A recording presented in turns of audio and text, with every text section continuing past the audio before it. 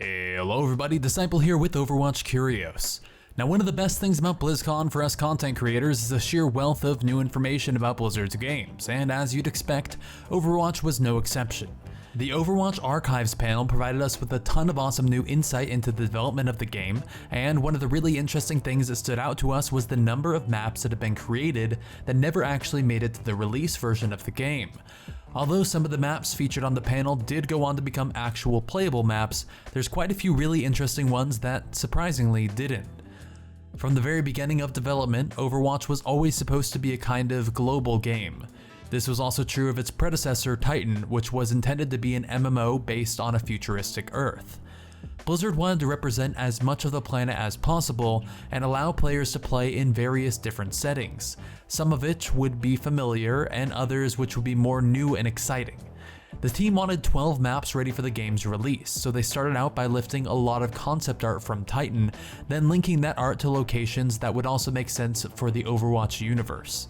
This does mean that the art style isn't really in keeping with what we expect to see from Overwatch concept art, but it's still really interesting to see how the team drew inspiration from it. Some maps like King's Row, for example, were based on a futuristic looking London. We had the pleasure of interviewing Scott Mercer and Dave Adams, who explained that while most of the big and really well-known maps were always going to make it into the game, they went through quite a lot of significant changes, and they'd already locked in a few of their choices when it came to which locations were going to be featured.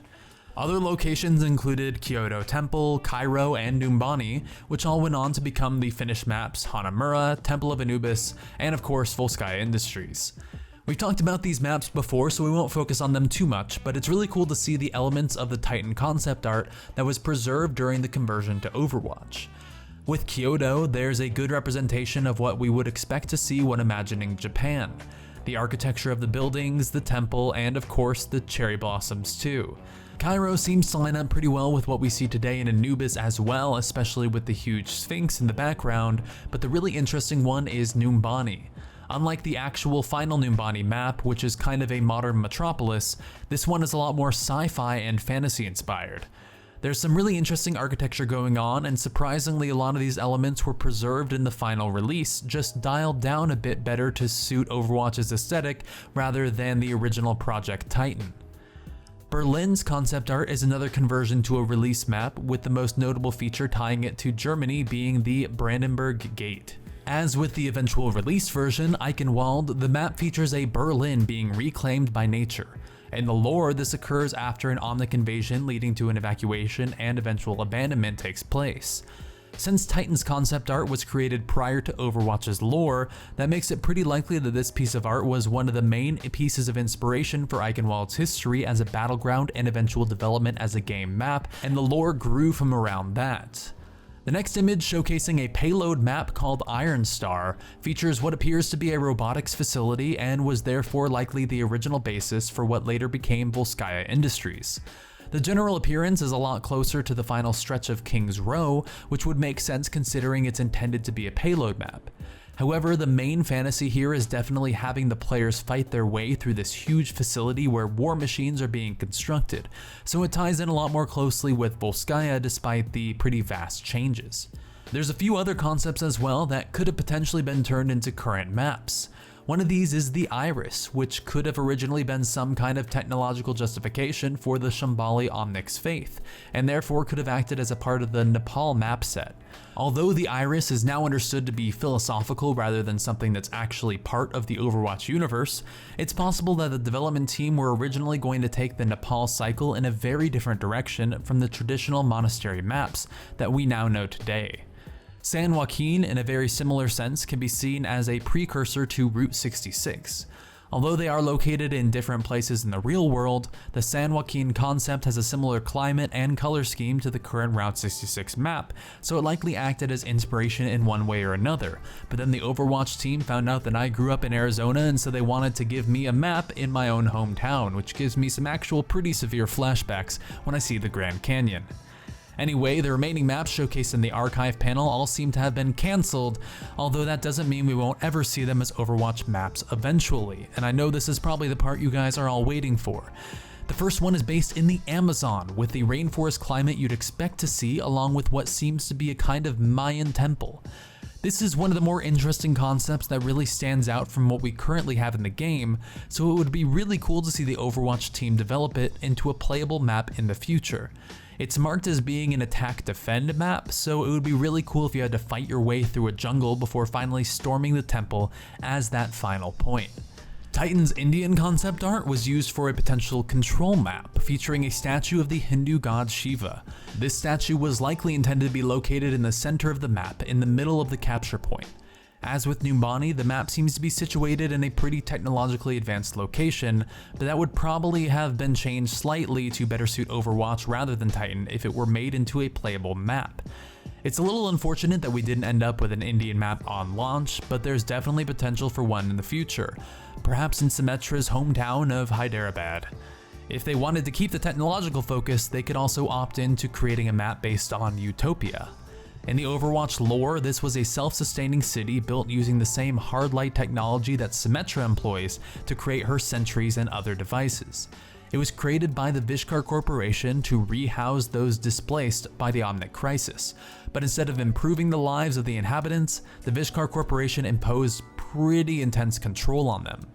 Vishkar also redeveloped large parts of Rio de Janeiro, eventually resulting in an uprising led by Lucio as a freedom fighter. That could mean that in addition to an Indian map based in Utopia, we could also see a Rio map being developed with lots of new details about Symmetra, Lucio, and the Vishkar Corporation included as well, which I would absolutely love. Now, the next concept was labeled as Galapagos, although it seems that it would actually be an underwater map rather than on one of the islands themselves. There's a few giveaways, such as coral growing on the various rocky surfaces and fish-shaped crafts that seem to be submarines.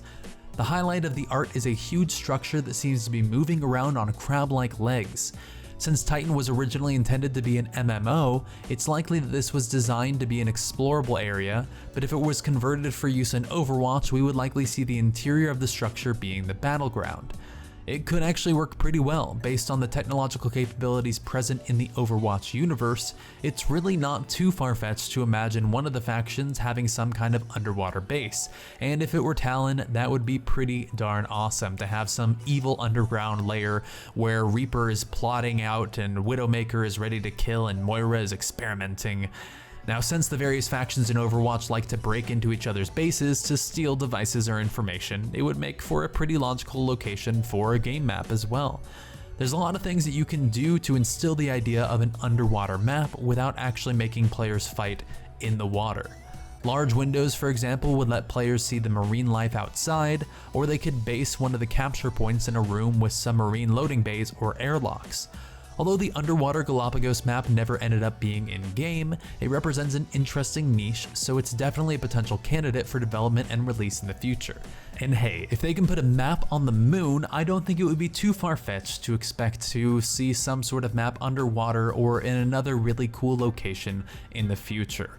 Overwatch has so much they can explore with and so much they can introduce into the lore to make the Overwatch universe even more developed, and I would love to see more concepts like this explored as opposed to just different takes on towns and cities with different skins on them. As much as I love the new towns and maps that are being added to the game, I still think there's so much that the team could do with it, like having a floating city or a city underwater. Now, the last cancelled map we wanted to show you guys today is the Bayou. It's hard to pinpoint exactly where this Titan concept was intended to be located, but it seems to be almost post-apocalyptic. There's what appears to be a few wrecked ships and boats, along with some other ruined structures, and there does appear to be people living in the area, which could suggest another society similar to the Junkers of the Australian outback, although it's more likely that the map was based in America, maybe New Orleans for example. If the Bayou ever ended up being a part of Overwatch's ever-growing map list, we'd expect to see some kind of new faction being identified and represented, maybe even with a new hero too. Anyway, that's all the information we have about the cancelled and altered maps from Overwatch's release and even before that. If you guys like this kind of concept, we're gonna make a ton of more videos like that because we got so much sweet information from BlizzCon, and if you guys want to see stuff like that in the future, you should definitely subscribe to the channel. Now, I can't say that I won't leave a personalized gift basket on your doorstep if you do it, and I also won't say that I will do it, but you know what? It never hurts to try. Anyway, thank you guys so much for watching this video. You're all seriously the best for sticking it out, and I'll see you next time. Peace!